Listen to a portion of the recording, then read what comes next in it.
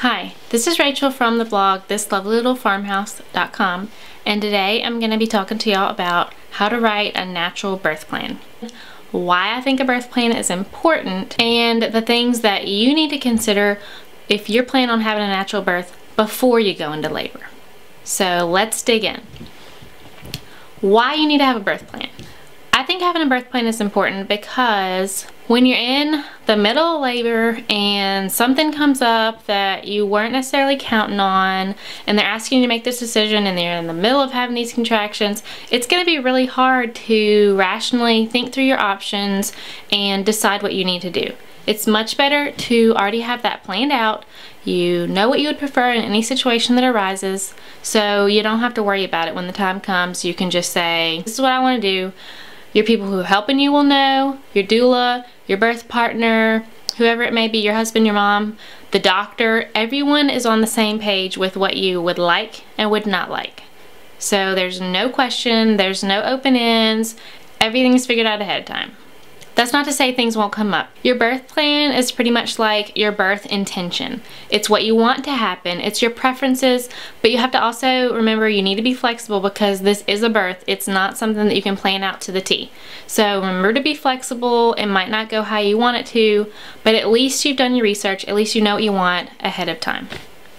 So the first big thing to decide on is where you're going to have your baby. You have a few options, and especially depending on what state you're in. A home birth is by far the most laid-back, relaxed atmosphere. You can pretty much do whatever you want.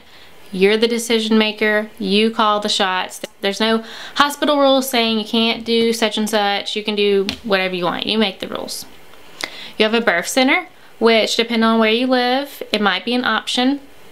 I kind of feel like a birth center is a really good blend of a hospital birth and a home birth because you have all of the freedoms that you have at a home birth, but you also have the peace of mind knowing that if there was an emergency situation that you are at a medical facility and that they can get you to the hospital really quick. So I think it's a really good option for those of you who maybe want a home birth, but either it's your first child or you might live in a state where you can't have a home birth because they do have some that have laws against it.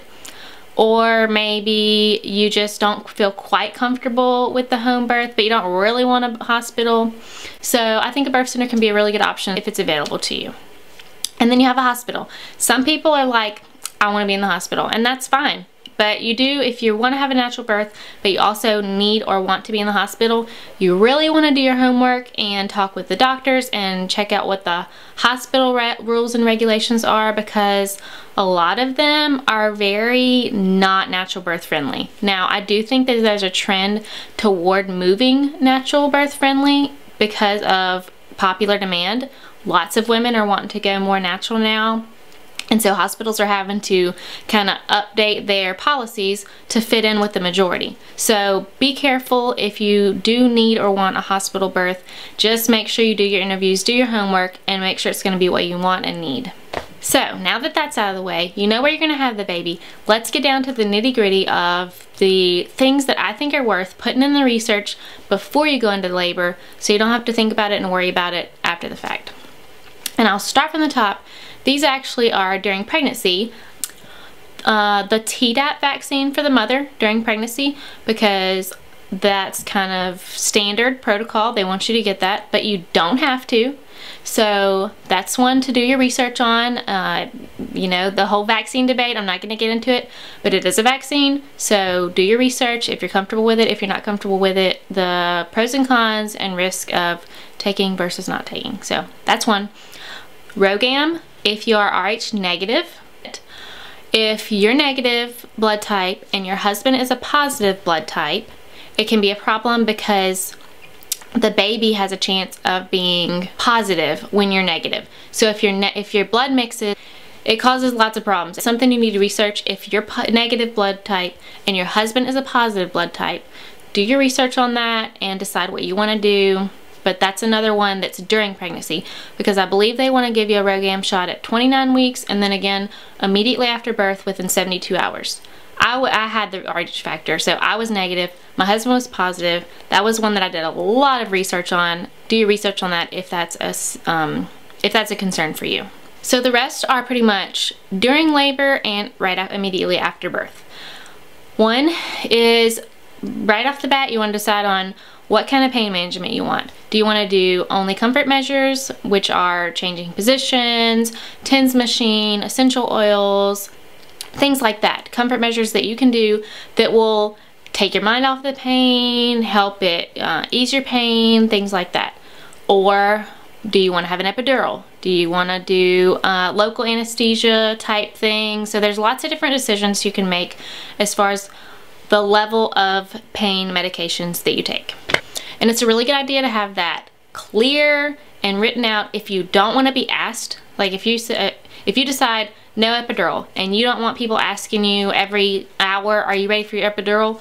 Write that in your birth plan. Make sure they know. Don't offer pain medications. I will ask you if I'm ready for it. Okay, so just get that clear. Cervical checks. Many hospitals, they do frequent cervical checks. You can request to have them not so frequently if it's something that bothers you. Also, a lot of times when they're doing cervical checks, they'll say, you know, oh, you're only 3 centimeters or 4 centimeters, still have a long way to go. A lot of negative talk can come with it that's not positive and encouraging, you know. A lot of times it's better just not even to deal with that. So you can request to have cervical checks only when necessary. Fetal monitoring, internal versus external. Decide whether you would rather have an episiotomy, which used to be routine but is not as much now as it used to be, or would you rather just tear naturally if it comes to that. One thing to research, I think is a really good thing to research, is alternative laboring and birthing positions. Laying on your back is not the best position for most women when having a natural birth. Now some, yeah, it's probably their preference, but for the majority of people, it's gonna be the least comfortable way to bring your baby into this world without an epidural. So research different positions. If you can take a natural birth class, I strongly suggest that. We took a comfort measures class, which was excellent because they showed you all kind of different positions to try, tons of stuff. So look into one of those if you're considering having a natural birth. It can be extremely helpful. Another thing to research is all of your options before it comes necessary for a C-section, because if your labor stalls out, they'll only give you a certain amount of time before they're going to be strongly pushing for a C-section. So do your research on all the different alternatives that you can do before getting to that point. Changing positions. A lot of times just something as simple as changing positions can get things moving again. Walking, using Pitocin to get it moving again, breaking your water. If you really don't want to have a C-section, those are all really good options to try to get labor rolling again before moving on to the C-section. That's basically my list of during labor ones. There may be some other situations that arise, but that's going to be your most common for sure. The next section we're kind of going to talk about is immediately after birth. So delayed cord clamping or clamping immediately. A lot of places it's standard procedure to clamp immediately, cut the cord, and you're done.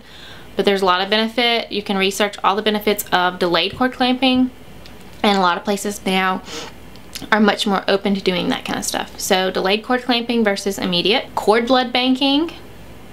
Immediate skin to skin versus like the nurses taking the baby and bathing it and whatever they do and then bringing it to you later to nurse and all that. So immediate skin to skin is big, especially if you're wanting to breastfeed. There are many implications and studies of how much more successful breastfeeding is when you've done immediate skin to skin. It's huge. Look into that. You can either bathe the baby right away or delay the bath and rub the vernix in, the white. It's actually very beneficial to the baby's skin. So instead of bathing them, you can rub it in instead. You should decide if you want to do a natural delivery of your placenta or if you want to have Pitocin at that point. It used to be standard procedure to give Pitocin to deliver the placenta, and I do believe that there are a lot of places that still do that. So that's one thing you need to decide on before and make sure it is understood, because I've seen stories of people that didn't even know they were given Pitocin as soon as they had their baby. So that is definitely one. If you have strong feelings one way or the other, make sure you're on the same page with your doctor so that there aren't any surprises along the way. Something else to consider is if you think you want to keep your placenta, That's definitely something you need to have in your birth plan, because if you don't, by the time you think about it after the baby's born, it's probably going to be too late. So some people will keep them and like plant a tree and put it at the base of the tree when they plant it, or do placenta encapsulation, things like that. So if you want to keep your placenta, it's definitely something you need to have in your birth plan. So the last section of things to consider are the baby things. As soon as your baby is born, there are things that they're going to want to do if you're in the hospital that's kind of standard procedure but not required by any kind of law. So it's your decision to do this stuff or not do it.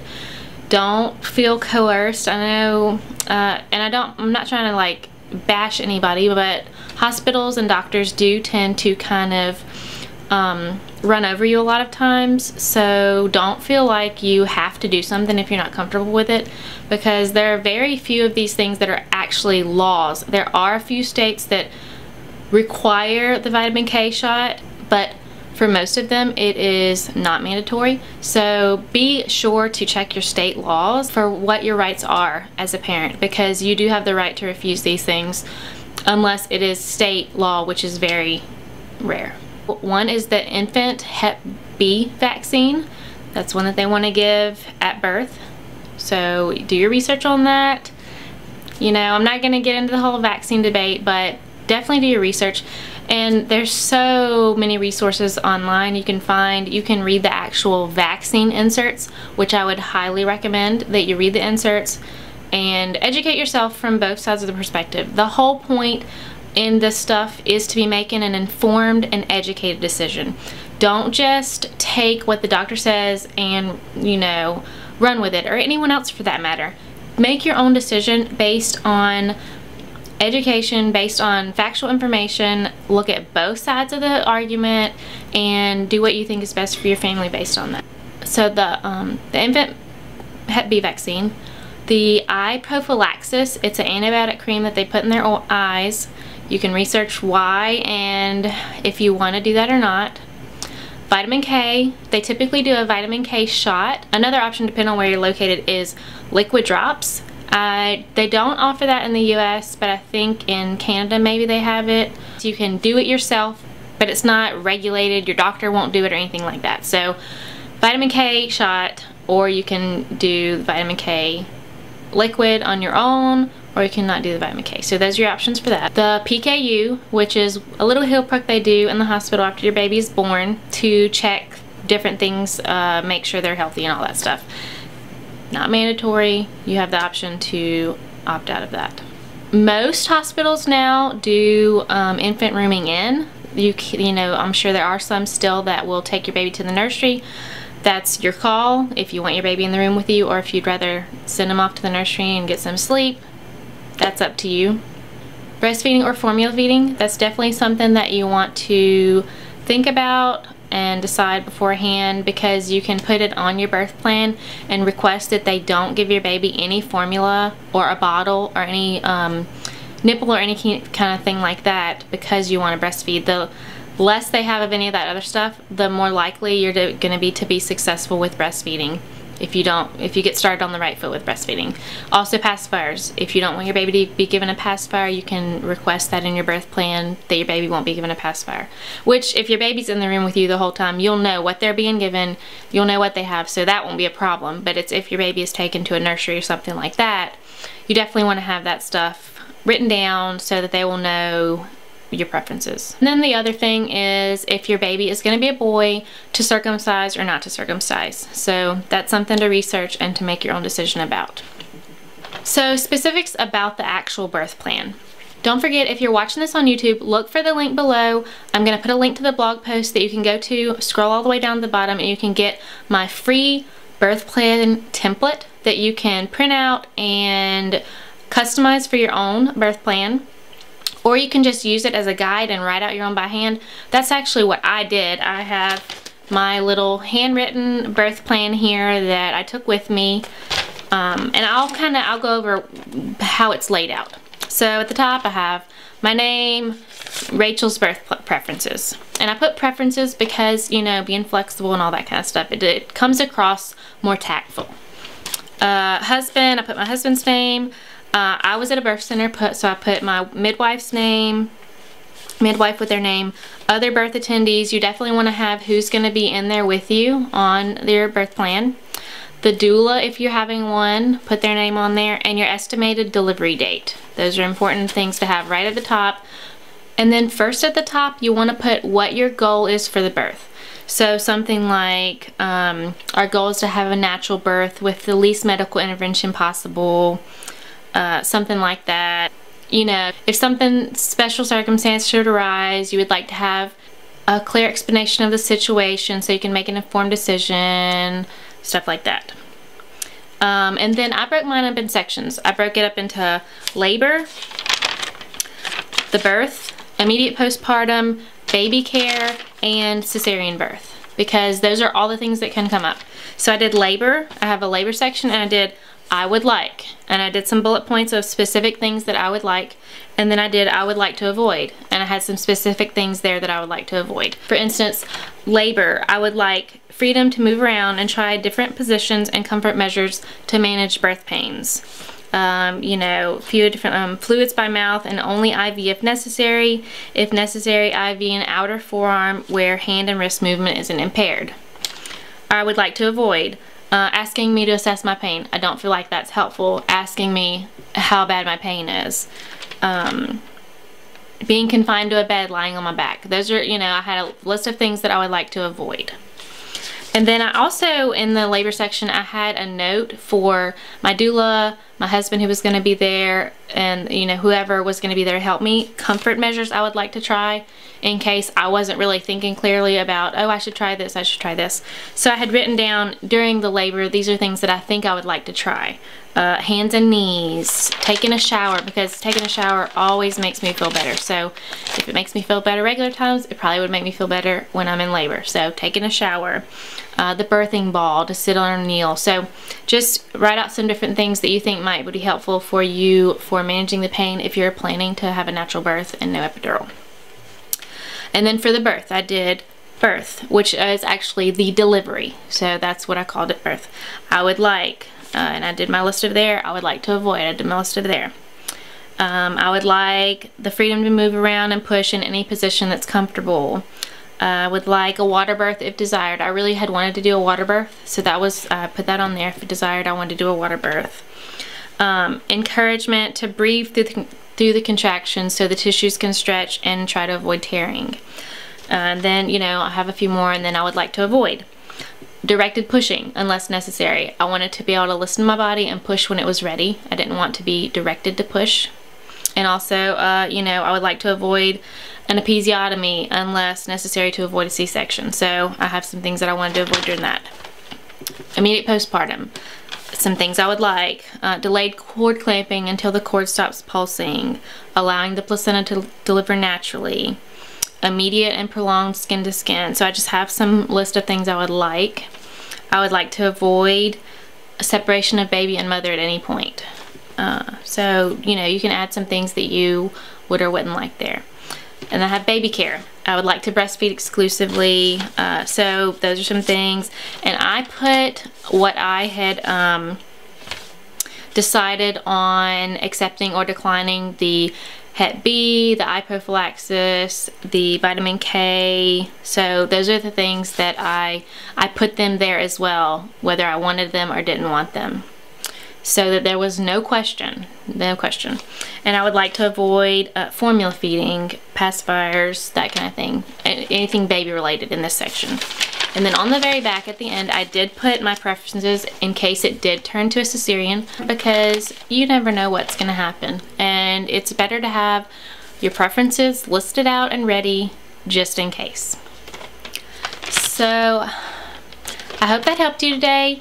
And if you think that the template for this would be helpful for you, be sure and click that link below and go check out the blog post, scroll to the bottom, and get the free downloadable template that you can either use it and handwrite your own, like I did. This is what I took. I took it handwritten just like this when I went to have her, and it wasn't a problem. If you want to be fancy, you can type it up or whatever, but that's free on the website. Also, I really appreciate if you would subscribe to my channel, hit that little bell so you'll get notifications when I upload new videos. Be sure and check me out on Instagram at This Lovely Little Farmhouse. And appreciate you watching. Please give me a thumbs up if you liked it, and I'll see you soon. Bye.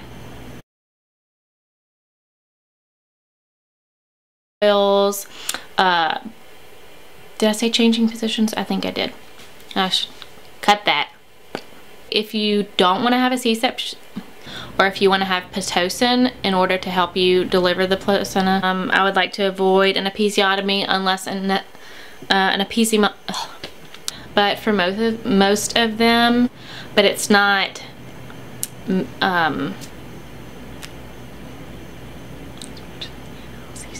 For instance, I would like freedom to move around and try different